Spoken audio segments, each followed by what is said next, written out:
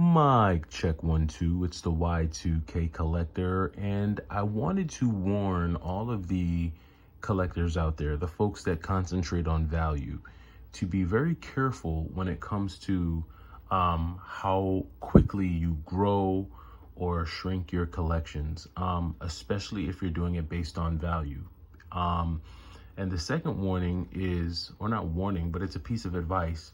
Primarily collect the games that you enjoy, because no matter what happens with the market, with pricing, or anything like that, you'll always be able to enjoy your collection. Now, Activision is a company that has had a lot of its 7th gen games either delisted, especially when it comes to the games that are tied to like famous movie franchises and things like that. And I'm referring to games like the Spider-Man games. I'm referring to games like the Transformer games, or some of the Transformer games.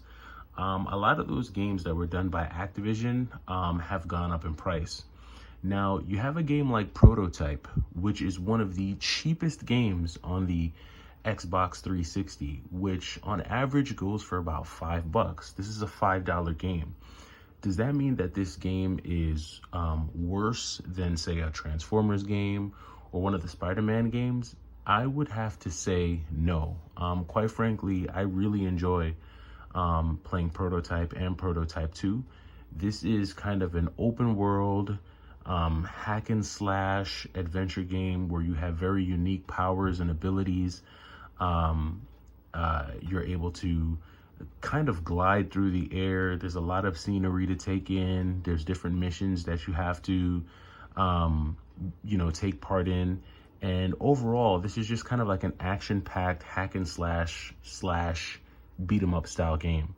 And this is the type of game that I normally go after, but this is a game that's extremely cheap on the 360 and will probably continue to be extremely cheap for years to come, unless something happens that increases the price, and that could be it getting delisted if it hasn't been delisted already. Something can trigger the price for this game to spike. And there are a few games like this on the 360. Another game that comes to mind is the game Too Human. I actually had Too Human and I traded it away, and I'm really upset that I did. It's a game that I need to get back into my collection. Too Human is also a very fun open world kind of beat 'em up style, hack and slash kind of shoot 'em up style game. But it is also very cheap. And it's another one of those games that, again, I could see kind of, falling within that realm of shooting up. But beyond all that, it falls into the gameplay style that I like. I'm really into open world hack and slash adventure games, which is why, much like Prototype and Prototype 2, I was, even before all of the hype around Deadpool, I was a big fan of the Deadpool game, because it is a 3D kind of hack and slash adventure game. It has obviously the kind of like the third person shooter elements to it as well, which I think puts a cool little twist on it. But this is a very, for me, right, a very fun game. Not a lot of people enjoy Deadpool. For a lot of people, they think that this game is mediocre, it's subpar, they don't particularly like it. But because I'm a big fan of the genre, this is a game that I actually wanted in my collection even before all of the Deadpool hype surrounding the movie, Deadpool and Wolverine and the whole 9 yards. And this is why I say you got to be careful of values, because just as quickly as this game is shooting up, it's going to shoot right back down, in my opinion. I don't think that this is going to be one of those games that stands the test of time and just continues to shoot up and up and up, because a lot of the hype is really based on the movie. I do think that the price of this will go back down. And so if you're wanting to add a copy of Deadpool to your collection, don't go crazy. Don't go spending $150 for it. Don't go going nuts over it. Just wait a little bit. Give it some time. The price will go back down.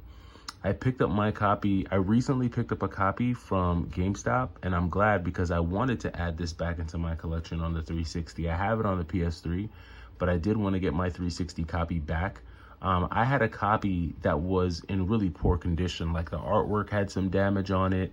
It did have a manual, but the manual also had some damage. So I wound up trading that copy away. But this copy is more clean. It does need a manual. So hopefully I'll be able to find a manual for it. But this is the style of game that I enjoy. And if you look at it, Prototype, Prototype 2, and Deadpool, they're all Activision games. They're all games that kind of follow that kind of adventure, hack and slash, beat 'em up style. And they fall right within my genre. And that's a big part of the reason why this is an easy cop for me. This is an easy pickup. I think a lot of people go out and they buy games that they don't particularly care for, and they just have them in their collection for value purposes. I have a lot of games that are valuable that I'm proud of, that I'm proud to have in my collection, of course, because they're really fun games and I enjoy them. But I've also had a lot of really valuable games that I've traded away. A good example is Ribbit King. Ribbit King was a game that I had on the GameCube, but I just saw no value in it, and so I traded it away. I wasn't a big fan of it. I didn't really enjoy it. It wasn't a game that I particularly cared for, so I traded it, and I wound up picking up some games that I actually enjoy. Another game that I traded away was Night Warrior and Darkstalkers on the Sega Saturn. Very cool game, very fun game. I like it, but I had all three versions. I had Darkstalkers 1, 2, and 3 on the PSP. So, you know, I didn't really feel the need to have it on the Sega Saturn. So I think, like, just if you're a collector, be careful when you're buying games because of the value, because prices and values fluctuate like the wind. They change overnight, and the last thing you want to do is spend $150 on a game that, you know, is going to just drop back down a few days later. Or if not a few days later, maybe a few weeks or a few months later. Now, don't get me wrong. There are some Xbox 360 games that have shot up that I don't really see coming back down anytime soon. An example of that would be like Fist of the North Star, Ken's Rage 2. That's a game that even when it was like going for 40 or 45 bucks, I was confused as to why it wasn't worth more, even when it was cheaper, because that it was only released, I think, in North America on the 360. I believe there's a PS3 release for that game, but I don't think it comes with, I think it was only released overseas. I don't think there was a North American release of Fist of the North Star 2, Ken's Rage on the, on any North American console outside of the Xbox 360. There is a Fist of the North Star, so there's Fist of the North Star Ken's Rage Part 1 on the PS3, but Part 2, I believe, was only released on the 360. Now, you can get Part 1 and Part 2 on the 360, but Part 2 is not available on PS3. So, you know, to me, I just kind of felt like that was something that was going to wind up being a little more expensive regardless, just because of the scarcity and because, like, you don't really see it particularly too often. But I mean, these are just my opinions. You can let me know what you think down in the comments below. It's the Y2K Collector, just dropping you a little bit of a heads up. Let me know what you think and enjoy the rest of your week. I'll catch you tomorrow. Take it easy.